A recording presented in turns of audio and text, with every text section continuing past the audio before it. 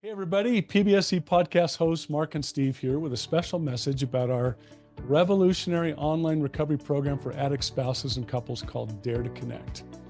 Multiple times every week, we get messages from subscribers in the program. They're people just like you. They're trying to heal from the devastation of sex and porn addiction and betrayal trauma. And here's a few of our most recent submissions. Here's one from an addict in recovery. It says, D2C has principles that everyone should utilize regardless of their circumstances. It doesn't matter your coping mechanisms. It matters that you want to work towards genuine connection with your partner. That's awesome. Another testimony from an addict continues on. My wife is just starting out in training as a licensed therapist. Dare to Connect has been far more useful to her than her degree. Wow. The way Mark and Steve apply what they've learned is always so redemptive. D2C has opened doors for my relationship that I thought would be shut forever. Mark and Steve are an incredible resource of information on the subject of sex addiction and betrayal trauma. We could not do this journey without their help. Here's one from a partner who's been with us for nearly a year. I want you both to know that it is because of you guys and D2C that I'm able to be in the place that I am today. I will always be grateful to you both for your feedback and prompt replies to my questions. I can't even come close to putting it into words how valuable my time spent with y'all this past year has been to my life. Thank you for everything you taught me about betrayal trauma and boundaries and thinking errors and loving myself and making myself a priority and standing up for myself. Love that submission. And then as we close out here today, guys, one more account from another addict in recovery. I wish I had a platform like this 14 years ago where I could have learned and done the hard work of recovery before I had done all this damage to myself and to my spouse. And to be candid with all of you, that's exactly why we created Dare to Connect. Mark and I found ourselves in that place. Messages like these and the others like them, they're what Dare to Connect really is all about, guys, and why Mark and I do what we do. Whether you're an addict or a partner of an addict, and no matter where you find yourself in the recovery process, Dare to Connect can take you to the next level. Don't wait another day to catapult your recovery forward. Today is your day for change. Visit us at daretoconnectnow.com to pick up your free 2-week trial of Dare to Connect today.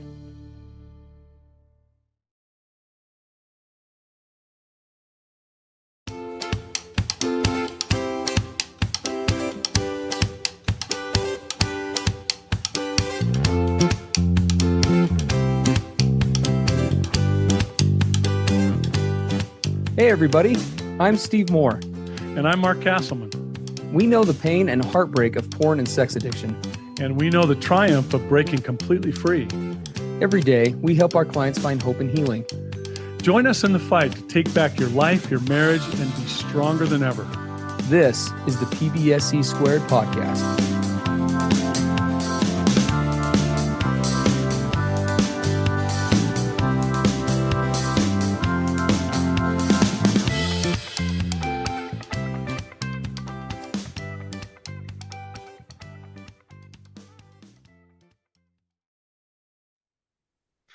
Welcome, everybody, to another episode of the PBSC podcast. Steve Moore and Mark Castleman here coming at you with episode 338. We're jumping into a tech-oriented episode today, which is, not a terrible deviation from what we usually do, although a little bit. And it's, however novel the topic today might be for you, because this may be something you've encountered. Maybe it's something that you have not. It is a sad reality that everybody who listens to our podcast and participates in our Dare to Connect program, if you aren't doing that yet, we do hope you'll come out there, daretoconnectnow.com, grab a 2-week free trial. But it is something that you will encounter soon. Most of us are familiar with the ongoing and ever expanding as of this recording on every front, it seems like, in the technology world and corporate world with regard to AI technology. Data centers are being built at record rates. AI is advancing further and quicker and faster than ever before. And that has come with some really profound blessings, as well as some, as is with any new invention, has really, I think, blessed our culture and given us capacities and opportunities that we never would have had prior to its introduction.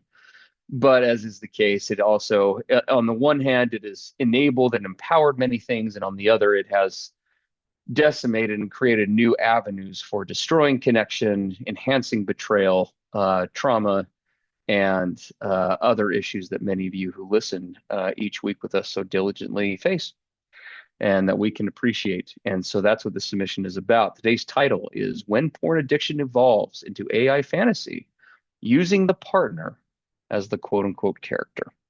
So I'm going to go Mm. ahead and just read this submission. That's probably the best way to do it. And then we will jump right in. As always, the information here is triggering, so steel yourselves a bit, but we will get through this and we'll have some things to share with you all that hopefully can be of help, whether you have encountered this already in your relationship or or whether it may be something coming down the road, either for you, your children, those coming after us. Because one thing we do know about AI is, for better or worse, it is definitely not going anywhere. So here we go. And this again comes to us from a betrayed partner.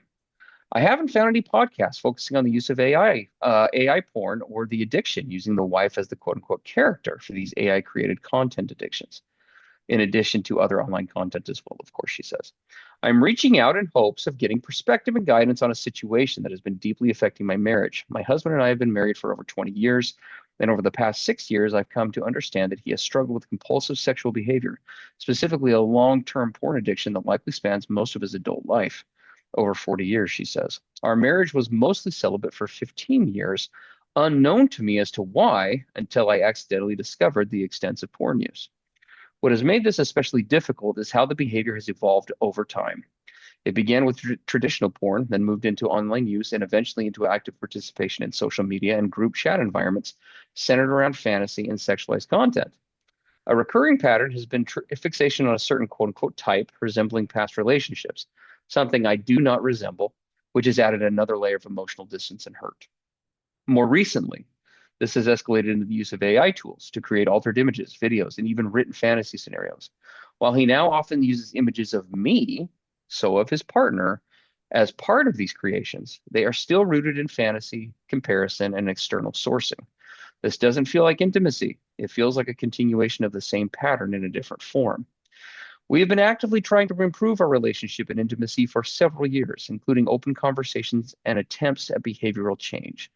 At times we feel closer, but I continue to discover that these behaviors are ongoing, just shifting in form rather than truly stopping. He has used quote unquote AI therapy. I'm choking back on some bile a little bit, repeating that term in the quote, but that's the quote she gives many times over those 5 years to stop, without success, and thinks that just going quote unquote cold turkey will work without true professional intervention and structured programs. I care about my husband and our marriage, but I also don't want to lose myself in the process of trying to fix something I can't control. I would truly appreciate any insight that you could share. Wow. Yeah, So, wow. And we have to say, with where technology has come, where it is, where it's going, we are seeing this. We've been seeing this coming for a long time, and it's part of what has really concerned Steve and I and so many of our colleagues in our profession. Um, when this whole use of AI now, AI generated pornography, AI generated images, AI generated fantasies, stories, even videos. I mean, we're not going to go into all that AI can do with regard to the creation of things pornographic, because it's out of control and off the charts. And I also don't want to give anybody ideas that doesn't know about it. But it is becoming and is largely out of control. It Man, there's parts of this submission that really hit me. Steve and I have done over over the last 20 plus years, a big part of what we do has been a really in-depth study of the human brain. I actually wrote several books about how pornography impacts the human brain. And one of the things that we know, based on how what we call the limbic system, right? It's the middle part of the brain above your brain stem that's about all things pursuing pleasure and avoiding pain, right? Those are its two top priorities. And that limbic system, I like to say, it has a mind of its own. It's completely separate from the prefrontal cortex, right? The brain behind your forehead, where logic, reason, responsibility, accountability, thoughts or feelings of those I love, right? All that stuff that resides with responsible decision making, that's not the limbic system. The limbic system will pursue anything and everything it can pursue to avoid pain and to pursue pleasure. You take that kind of motivation in a brain system and you throw this technology in there with AI, and basically it's the limbic system's playground. No limits now. There's no limitation to the novelty. There's no limitation to the amount of fantasy or creation.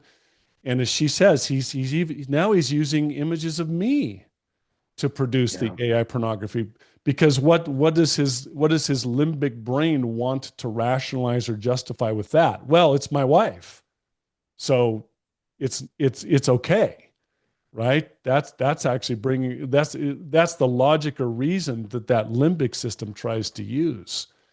So we validate her whole thing, right? Using her image for AI generated sexual fantasy is not relational, intimate, or safe. It's not. No matter how much the brain wants to rationalize or justify that.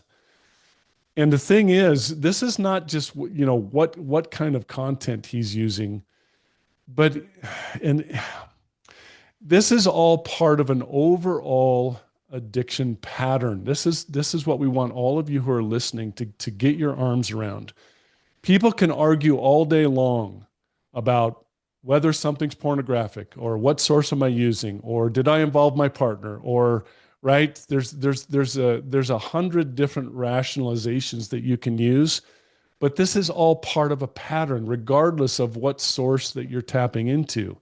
For what? Secrecy, fantasy, objectification, comparison, escape, right? It's all part of the addiction pattern.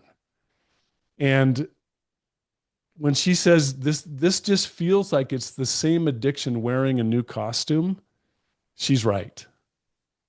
And we could do this entire podcast just on the brain science, the neuroscience of what's happening for this guy, and so many across the planet like him.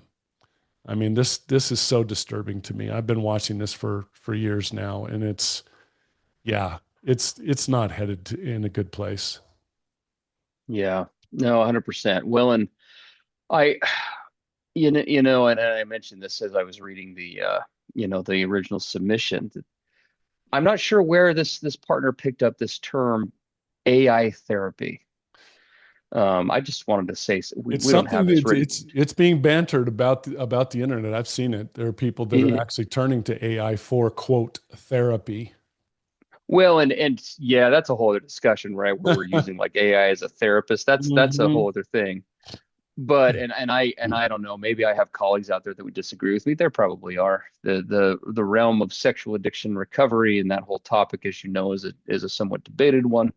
Those who are familiar with it. But for me personally and professionally, I would challenge the notion that any sort of simulated sexual encounter, particularly, although not necessarily exclusively without the consent of a partner, and using their likeness, their image, their voice, their whatever as a part of that is a lot of things. To call it therapy is not clinically sound. It wasn't clear in her submission if she was saying he was using AI generated images, AI generated with her images as part of a therapy, or whether he's turned to AI therapy to break out of pornography. Yeah, it wasn't. We're not sure.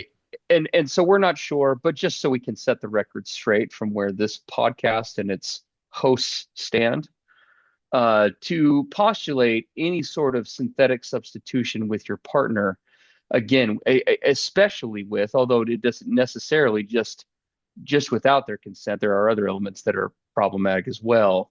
To call that anything therapeutic or connecting on any level, I hope that he's not somehow asserted that or inferred that that is something or some that is something or something that would be considered as such. Um, I would consider it personally morally reprehensible. As a clinician, I would consider it to be on a professional level, at best, a substitution and not a true replacement, which is really just a cross or co-addiction, if you want to really get clinical about it. Well, I'm just filling this void with yet again something inauthentic, not real, fantasy based. And personally, I mean, I can't speak to this partner and any partner, right? Betrayal is always in the eye of the beholder. But if I were to find out that my partner were using my likeness and image in these kinds of things and pairing it with other attributes that they found more desirable, as a way to somehow gain sexual gratification, I would be deeply offended. yeah. And whatever else I might feel in that dialogue with my partner going forward, connection's not going to be one of those things. So anyway, those are just Steve's thoughts. And this is not just AI. Steve, you and I for probably the whole duration of our careers have seen what happen. Porn and sex addicts who will try to use alternative means to do something that's less harmful, less addictive, less whatever, and it will often involve their partners. And they'll try to engage their partners in some form of their porn or sex addiction. And by engaging their partners in it, it's not harmful, or it's right. It's part of recovery. And we have seen guys attempt that countless times over the last couple of decades. And I cannot think of a single example where it turned out well. Now, a lot of times betrayed partners are pulled into that web innocently. They don't know what it is that they're agreeing to engage in because they don't understand the workings of the addict brain, right? Often, so many times over our experience, we would have betrayed partners talk about how a guy, the addict would pornify the bedroom in our marriage or partnership. And the betrayed partners would express deep regret and even shame at times for having participated in sexual acts that were not authentic or healthy or moral or whatever label you want to put, because they thought, well, this will help him be healthy. I can't think of a single time any of this has turned out well, because that limbic system in the addict brain is what? It's insatiable. It cannot be satisfied. It will not be content when it is feeding itself on these kinds of practices. It just wants more and more and more. It doesn't matter if it involves the partner or not. Even with the partner's involvement, it's still going to be insatiable. It never comes to connection or resolution or healthy outcomes. Any addictive pattern that is dysfunctional in nature, be it chemical, be it emotional, be it relational, be it sexual, is always going to be progressively addictive and destructive. Yep. It will always come at more and more costs, and the collateral damage to not just oneself and the people, but also the people around them will just continue to mount. That's what the evidence has shown. That's what the research shows. It's simply just it's addiction physics. Addiction physics. That's a good compulsion way to say physics, for lack. I mean, it's just it's like addiction gravity. It's nature. It's well, and here's the part that deeply concerns both you and I. Because of the sophistication of this technology now, these sound principles of recovery, people say they now don't apply. Well, yeah, there was addiction physics and the way addiction works with the old system. We're now in the AI realm. So those things with regard to neuroscience and addiction and recovery, those don't really apply. But what do we see here? This guy's addiction has taken on this really complex sophistication through AI methods. He's still not addressing the underlying issues, right? Yeah. His underlying wounds, his coping patterns, his entitlement, right? His integrity abuse. all the ways he's not facing life on life's terms or engaging in his relationship as a real relation. He's not facing any of that. And he's caught up in this new sophisticated technology that makes it even more difficult to say, whoa, whoa, whoa, whoa, whoa, whoa, regardless of the delivery mechanism, what's under all this? What's at the core? And if I want to be in recovery and if I want to heal this relationship, I've got to get to the core. And I just see AI these days as totally distracting from some people ever asking that question ever again. Just more sophistication, right? Well, it's just well, when you're talking about, and we cover this extensively in our Dare to Connect program. I mean, so much of what we're doing here, again, program's titled Dare to Connect for a reason.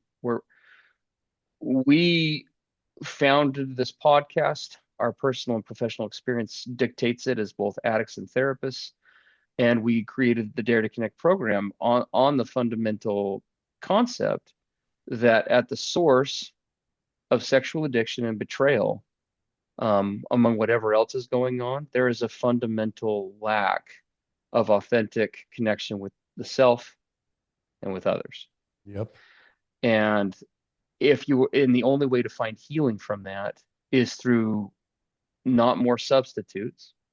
It's not through more synthetic things or more realistic things or making an AI character that looks just like your wife with, different body profiles. In fact, I'd say that's a horrible bastardization and actually turn away from intimacy that way. It only comes through finding and helping a person to link up with what they've been missing all along, as well as fixing whatever damage took them to where they were in the first place, be it trauma, be it other deficits, be it whatever the case is. And as long as we continue down that road of synthetic replacement, in this case, it's AI, but it could be anything else, right?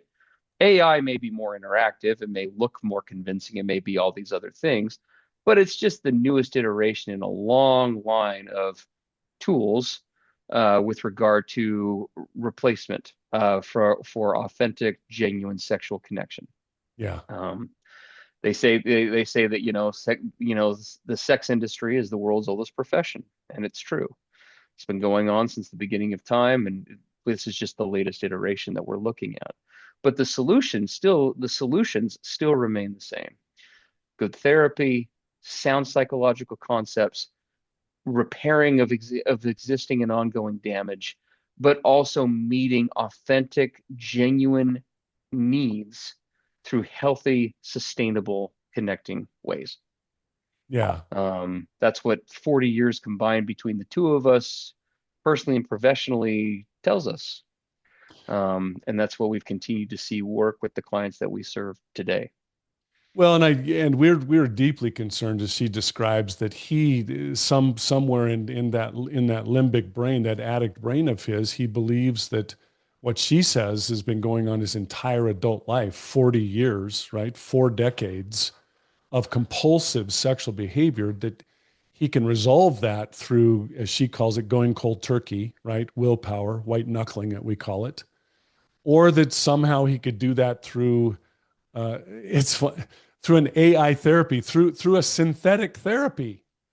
So there's the whole synthetic part sexually going on for him, and then he seeks solutions through synthetic therapy. Right? That's not going to get to the core issues here. It's got to be structured human support, right? This guy's got to be involved in group therapy and support. He needs daily accountability. He needs trauma-informed therapy. She doesn't talk about whether there's ever even been a formal disclosure, therapeutic disclosure process. How about changing his long-term lifestyle choices, his daily habits? I mean, we could go on and on and on with what needs to take place here. This is not a simple answer. This is not where he wants to get this in a neat little box. It cannot work, right? AI can provide information, but it can't replace real relational accountability, professional intervention, community-based recovery resources, and obviously can never replace true connection and intimacy in his relationship. So it's on the wrong path in every way. 100%. Um, so let's kind of bring this back to this coupleship, right? And let's go back to this partner's reality a little bit. Um, Karen, because she's the one who wrote us. That right. We have the dynamic at play in this specific situation is we have a partner who's been dealing with this for 40 years.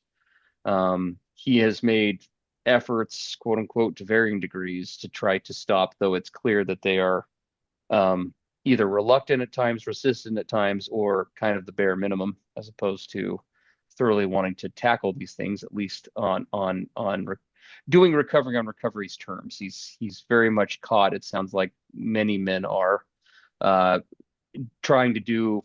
If this was me, it's the Steve plan for recovery, right? Yeah. I'm gonna put my version of it, and again, that never works. So, and this pattern has been going on for decades in this marriage. So, we do validate, first of all, the exhaustion, right? This woman has Yeah. been around literally for decades, trying to make this different, trying to understand, trying to be empathetic, trying to assist and support. Has she probably done it all perfectly? Probably not. But she is very much wanting to make change here and is being met with decreased efforts on the part of her partner is probably a good way to put it. Or not equal efforts on the part of her partner. Hmm. And we love what she said, that and she's very much balanced in what she says at the end. I want to know what I can and can't control. And she recognizes I can't control him, and we would absolutely assert the same.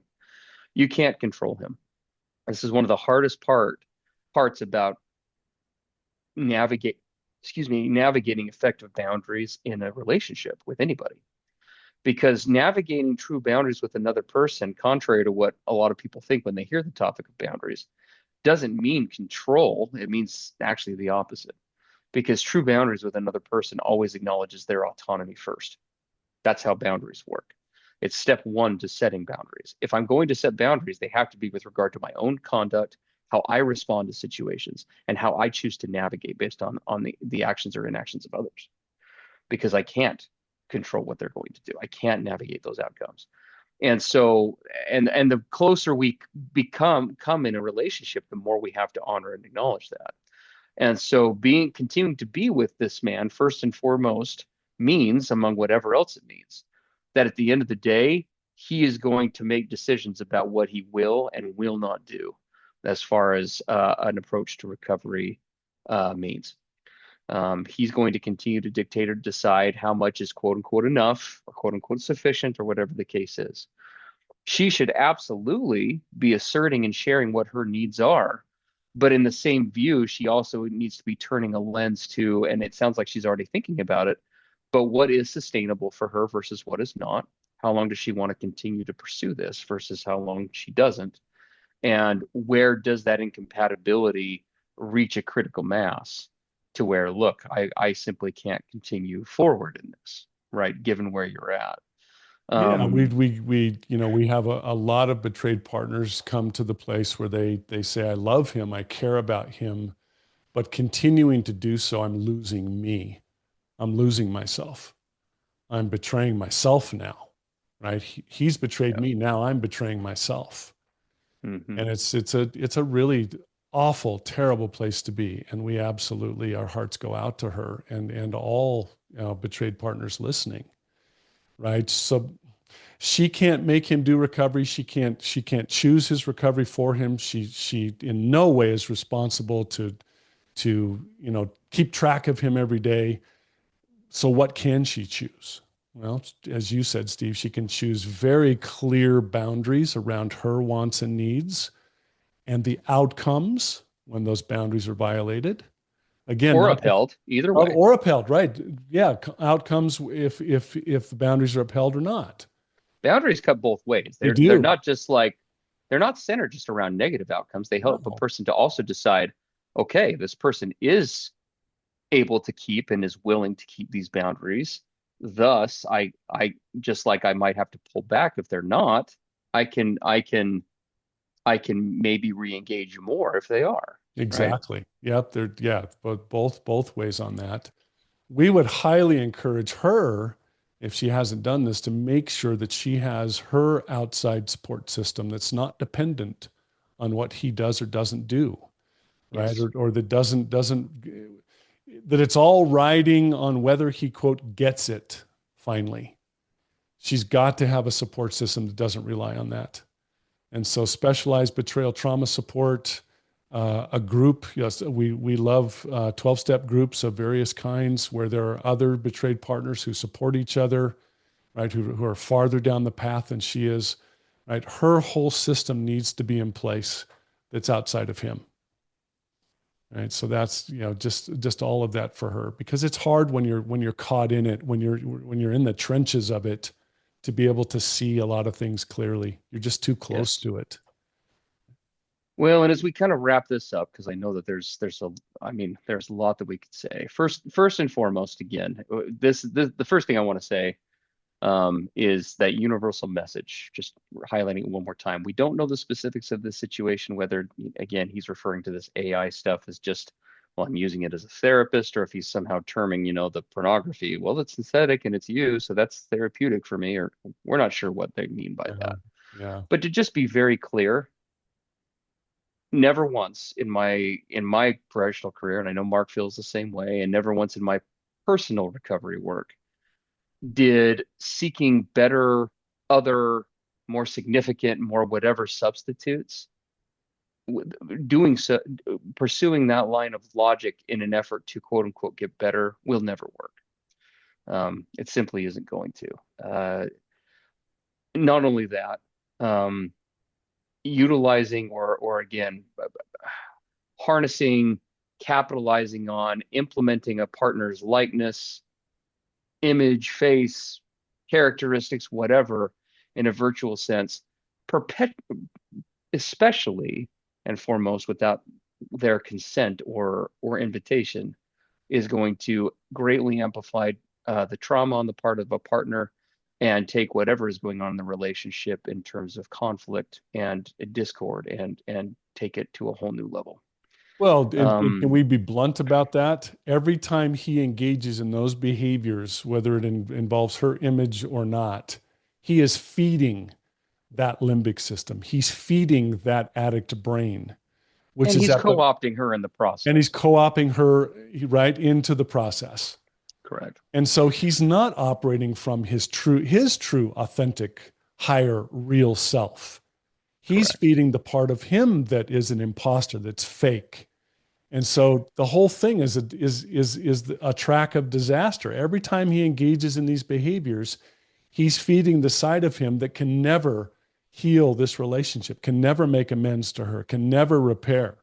So he's got to get to the place where he goes and gets real help, not AI therapy, and start to decide whether he is going to start to put clear sobriety boundaries around his own behaviors in life. Well, and part of that, and we do base this on what she has said. Just again, we only have the one perspective, right? But this is the other. Mark's alluding to the other thing that I want to make sure we say to every addict listening: recovery is not going to happen on your terms. It never did for me. Just speaking personal for a minute. God knows I tried. As a therapist, as not a therapist, as a civilian, quote unquote, I tried to. Recovery never happens on our terms. Our terms, to quote my therapist growing up, is what got my ass on his couch paying him X amount of dollars an hour. Yep. Is my very best efforts. However good I was at helping other people when I got into recovery, the reality is me trying to navigate my own stuff on my terms got me paying him doing the same thing. I was in a group And years ago where I was in early recovery trying to defend my way and resisting what was being brought up in the group. And you know what the group leader said to me? Mark, it was your best thinking that got you in that chair right there. yep, exactly. Mm-hmm. Yep. And we don't pretend to be the arbiters of all things recovery, but we have walked that road, gentlemen. Please do not try to reinvent the wheel. If you are listening to this and you still have it in your head somehow that your approach to this or some sort of half measure is going to work, again, we just would invite you not to reinvent the wheel. We'll honor your choice to do so, but your wife may not be around for it when you try to do your next iteration. Trust us, we can save you decades of pain as the addict, and we can save your partner continuing awful betrayal in your relationship. To stop trying to do it your way. Yep, absolutely. Whatever's going to happen forward going with this couple, there needs to be transparency on his part, which it sounds like is lacking. There needs to be proactivity on his part, which it also sounds like is lacking. And there needs to be a dedication to consistency based on the input and feedback from professionals who know what they're talking about, as opposed to the addict's shame, pain averse, distorted, humanistic, uninformed thinking. That's the best way I think that we could say that.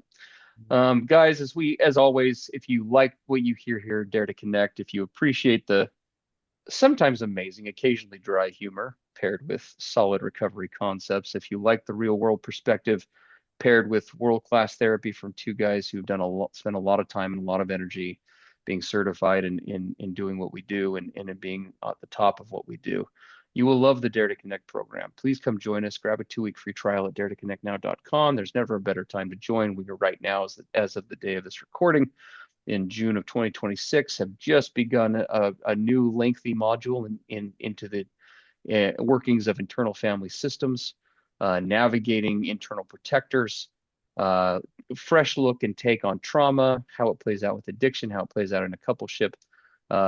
Definitely a module among the many others we offered, not to be missed. We hope you'll grab that 2-week free trial at daretoconnectnow.com and come and join us. As always, if you would like to send us correspondence to the podcast and are okay with a snail mail response, we're happy to accommodate that as well. We always appreciate you listening here. Commercial free, as always, except for any ads that we put in for our program. But we never put in outside stuff. We don't monetize this podcast. You're welcome to send those to the same email address, web address at daretoconnectnow.com. Click on the PBC podcast link at the top, and there's a contact form there you can reach out to us on. Yeah. As always, thanks for being here with us. Appreciate all of you. And we will pick things up in our next episode. Have a great day, everybody.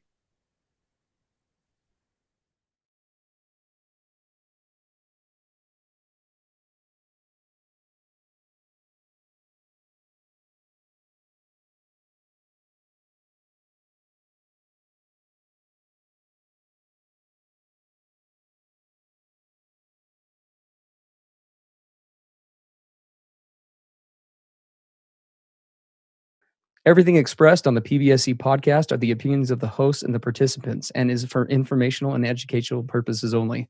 This podcast should not be considered mental health therapy or as a substitute thereof.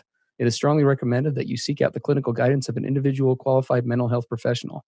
If you're experiencing thoughts of suicide, self-harm, or a desire to harm others, please dial 911 or go to your nearest emergency room.